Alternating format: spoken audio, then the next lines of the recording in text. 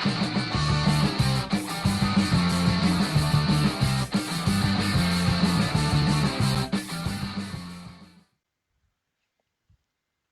there. Nice to see you again. Glad you decided to drop back by again. Sorry it's been a while. It's been a lot going on. I'm sure you know. So, how's it going on out there? What's it like out there in the digital world? Who knows anymore, right? I mean, heck, can we even ever believe any of it to begin with? Was it ever designed really for us to believe?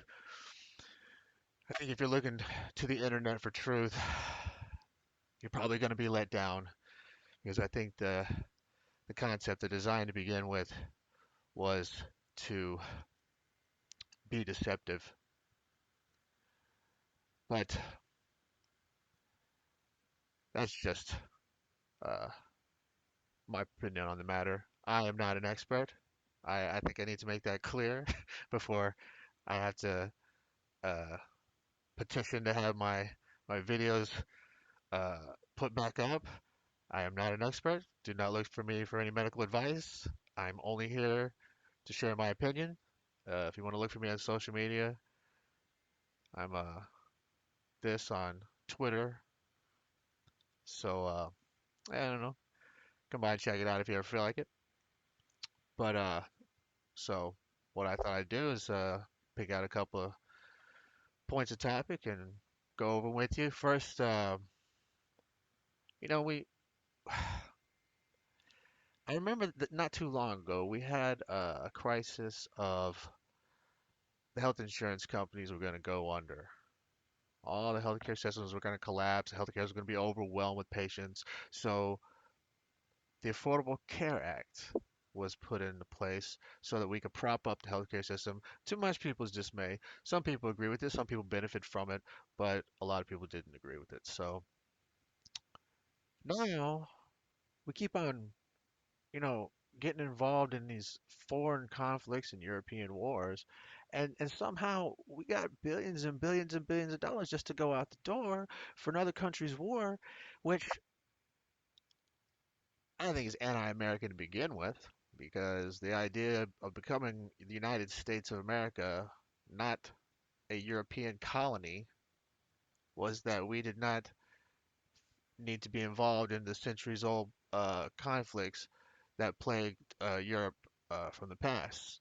So inevitably, though, we're going back to this thing where all the wars are America's problem, and we're the police of the world, which if you lived in another country, you might not appreciate that too much, considering that, their ways might not be our ways. So,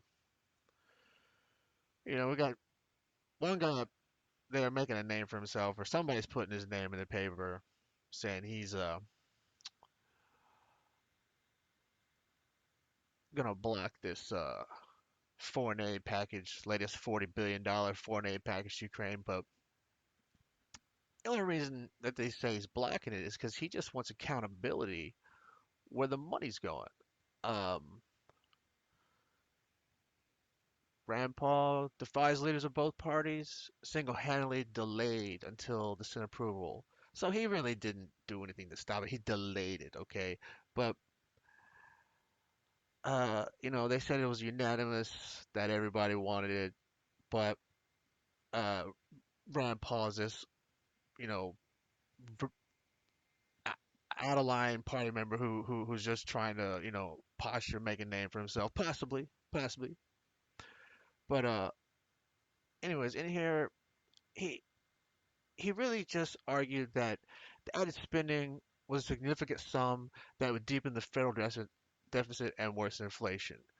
Last year's budget deficit was almost 2.8 trillion, but likely headed downward. See, I mean, I love how they word it so that uh, you just you can't tell that they don't know either. But no matter how, this is something he said, no matter how sympathetic the cause, my oath of office is to the national security of the United States of America, and that we cannot save Ukraine by dooming the U.S. economy. I think No truer words could have ever really been spoken. I think that's is a very easy statement to make. But so, you know, whether or not this is just a campaign stunt or, he's really just caring about where the money goes, which I think we all should. I don't think not to sound cold, but I don't trust the people who handle the money well enough to support sending that money anywhere. No checks and balances. Just, throw it out the window, see what comes back. I think you should probably look into it a little bit more than that. But we don't have enough faith that the people that we are supposedly elect to represent us actually will have the courage to stand up for those convictions when the time comes to do it. So it's sort of refreshing every once in a while to see somebody try to do it, even if it's just grandstanding. And they say, this is a political stunt. If that's the case, well, we got other people here who are not elected, appointed judges who decided that it's time to take their stand too, because you know there's a dangerous double standard and the precedent going on here where, one side can threaten the other side with, physical harm and violence and not receive any really repercussion. And then, yeah, when there's some sort of legal challenge or something like that, that the outrage caused by that legal challenge and the violence that can occur as an outrage to a legal challenge is well justified or it's protected somehow as somehow First Amendment speech, which, uh, you know, I don't think you want to piss off any of the Supreme Court because that's probably not going to help you in the long run. But this idea that the judges are getting protests at their houses, I mean, I almost don't believe it because I haven't seen any video footage of it. You show me some video footage of protest at a judge's house that I know was the judge's house in their home or whatever. I mean, I don't know. The danger, the threat level, all that matters. Because that goes back to that whole riot at the Capitol. They had a riot at the Capitol, and these senators and congressmen were running scared for their lives because they thought they were going to get murdered by a mob. But yet, there is a World War III going on over in Russia and Ukraine right now, and all of them want to go over there and take photo ops. And I want to go shake hands with the president and walk through the battle zone like, oh, we really feel bad. Here's some more money. Let me get 10%, right? Right? So all this over the idea that they're gonna overturn Roe versus Wade. Well, I think most people don't even understand what exactly that means. Overturning Roe versus Wade does not automatically make abortion illegal in every city. That's not what that means. I guess that's what they want you to believe, but that's not what that means. What it does mean is the government has more ability to get in between a patient and their doctors, that the information that between a patient and their doctors is more under scrutiny by the government is what the Roe versus Wade argument or overturning it would mean. So actually overturning it would in fact be a bad decision. They want to make you believe it somehow is about a woman's right to her body or an abortion, and it all does involve those decisions. However, the legality of the situation being that it is a precedent that says the government does not have the right to interfere between a patient and their doctor. And that's what allowed abortion because woman's right to her body, it's her medical decision, blase, blase, blase, blah. So I actually don't think they're going to do it. That's going to be my prediction right now. I don't think they're going to do it. I do think that the the supposed leak was a well placed story right before campaign season, get people all geared up for political debate. I mean, this is the big show, people. This is the show they're putting on in front of us, and they want us to believe. They want us to believe that what they're saying is true, and well, it seems to be pretty well produced at this point. I mean, they get the production values is getting better at least. I mean, this is American taxpayer money, remember? But they want us to believe all this stuff, so they go ahead, and this is just like what you tell your kid, you believe me because I'm the parent, and you have to believe me, and the success rate is not so high. So we're supposed to believe now that the Ministry of Truth or the Department of Disinformation or whatever you want to call it now, the Board of Disinformation, Disinformation Governance Board or something like that. They picked this um actress, a Broadway singer. She's already been on all the TikToks doing. I can't stand it. I'm not gonna play it. I can't stand listening to it. It is the most annoying crap, in my opinion. That specific type of music and singing, you're not going to get through to people like me singing about stuff like that. And I think that's your target audience. If you want to talk about who you're going to call misinformation and disinformation, you want to get my attention to see what I could be doing wrong. And yet, I could not stand listening to that crap. I couldn't imagine anybody else wanting to hear it that would even be influenced by it. But there's a whole lot of reasons why this particular person should not be in charge of what we are supposed to consider the truth. And it all goes back to the Russiagate Trump stuff. I mean, it's one thing to hate Trump and want him to be thrown in jail or, prosecuted or whatever. But it's another thing to believe blatant lies and use that as your argument of why you hate Trump. That is insanity. Letting a lie control your emotional state. I know that's kind of like what we do with the movies. We watch the movies and we let the lie of the movie entertain us, but we really shouldn't let it entertain us when it affects real things in the world. I mean, I understand movies do cause a stir, but they usually don't control like foreign policy and how, other governments, interact with US tax dollars and stuff like that. It really shouldn't be looked at as a movie. So this disinformation, this is distraction because you're not going to let anybody tell you what to believe. I'm not going to let anybody tell me what to believe. I'm using my own eyes and my own ears, my own experiments through what I need to learn through life. I'm not just going to take anything at face value, especially nothing from the government, nothing off the internet, nothing from the TV. I don't really take anything from a newspaper. You just got to weigh it with reality and a history lesson and all the information that you can get and make the best educated decision for yourself. You should not outsource those decision making abilities to any governmental board or really any third party source because it's probably not going to be in your best interest. You really are the number one person going to be able to look out for you. And I know you can do a good job out of it. I'm sure of it. I look how far I've gotten. I shouldn't have even made it this far, but look, here I am and we're still going, baby. This is 2022. I was about to say 1990, but I wish we had some good times, man. It was good. And it's still good. It's just it's a different day. It's a different argument. It's a different task at hand. We just got to keep with that approach to it, because once we lose our focus of our approach, then we got no plan of attack, I guess. And I think a lot of the stuff in our Western society is distraction. It is intended distraction. It's meant to keep us from achieving full harmony within ourselves. And I won't say it's based on a lie. It's based on a presumption that our instincts can be more right than our learned experiences. So that's what I take of something about this. This is Plato's warning about the idea of soulmates.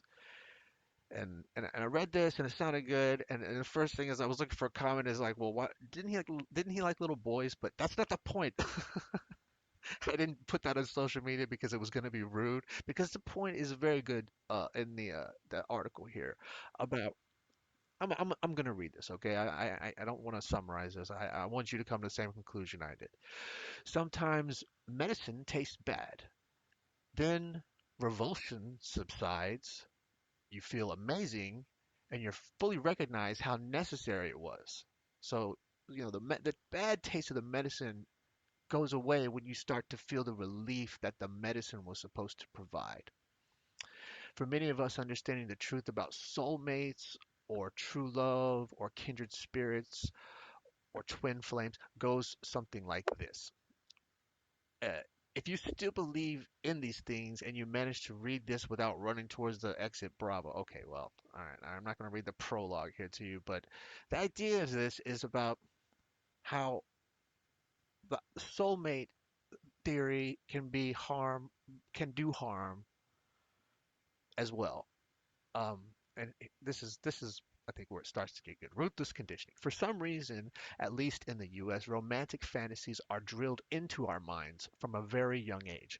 Weddings are the mega event and major defining moments of our lives. We are led to believe our dreams can be realized in someone else.